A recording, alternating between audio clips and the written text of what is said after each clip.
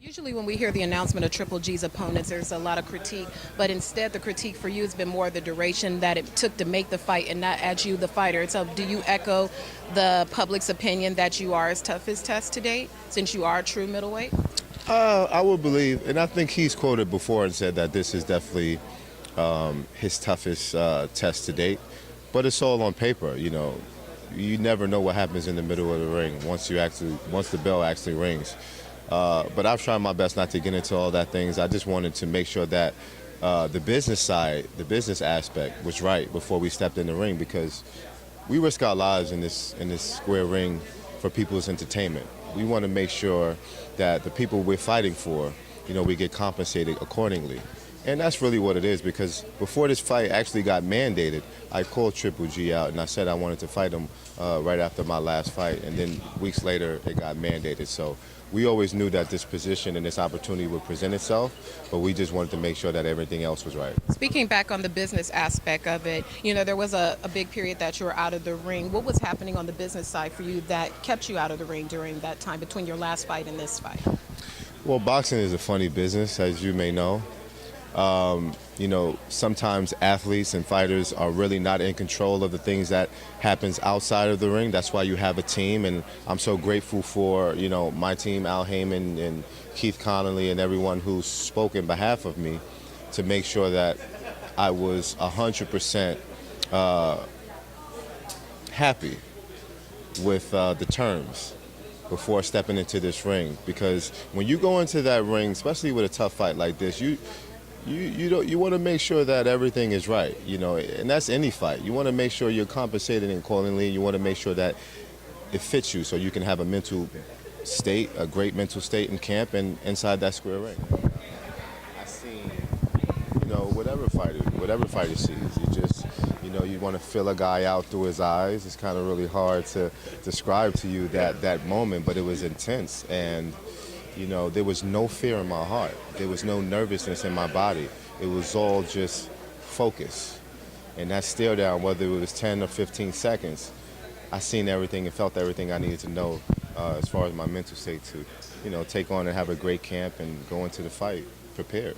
Instead of looking at his performances to kind of disclose your strategy of how you're going to approach the fight, what do you feel like was Golovkin's best performance? You appear to be a student of the game, so which do you think was his best performance instead of his worst? And don't get me wrong, I like watching Gennady. I'm a fan of the sport of boxing, so I like to watch people, and I like to see knockouts, and I like to see skills, and you know, I'm just a fan of that. I don't just watch guys outside of my weight. I watch guys in my division as well. I don't know which was his best performance, but he has some really good performances out there. I mean, he's a devastating puncher, and you know, who doesn't like knockouts at the end of the day? So, but like I just said before, you know, I tune all of that stuff out, and I know what I bring to the table, and I just have to focus and, you know, do what I have to do in that square ring. What are your thoughts on Triple G actually being very complimentary about you? He says that you're probably more than likely his best opponent to date, and he's just so complimentary of you. It's just respect. I think he's a very respectful guy. It's nothing bad to say about him as a man. And the fact that he shows that respect as far as giving me the credit just due, which the public really isn't, I think it speaks volumes. But, you know, I don't really let that faze me in a sense, because he still have a job to do and I still have a job to do, and that's to physically, mentally get prepared for March 18th. Speaking a little bit, this will be the first fight where you'll be working with Virgil Hunter. Can you discuss with us what you feel that he will bring to your fight game, and some early conversations that you can disclose about how your working relationship and what you feel that will benefit What do you mean you? as far as working with Virgil? Well, how will him bringing him into your camp benefit your fight game? Well, Virgil is opening his gym to us. You know, New York City is very cold right now, and you know, we want to have a really great camp. We want to be isolated, and we want to rub shoulders with good energy. Virgil is great friends with my trainer. I've known Virgil and have respect for him for a very long time, but him and my trainer go way back. So when they got the call when we were looking for different gyms, and they said, come on down, you know, we'll open our gym to you, and if any assistance that we can be, we'll be. So I'm looking forward to just being around that great energy. Andre Ward is a tremendous champion. He's someone who I respect and have admiration for. So just to get, you know, that great energy from those guys, Andre Berto, Amir Khan, I mean, it just would be a great environment. I'm bringing Chris Algieri on. a former world champion as my nutritionist as well. So, our team is going to be put together very well, and I'm just glad that, the next couple of weeks will be, probably the best camp I've ever had in my career. And lastly, what is Daniel Jacobs, the announcer, like about this fight?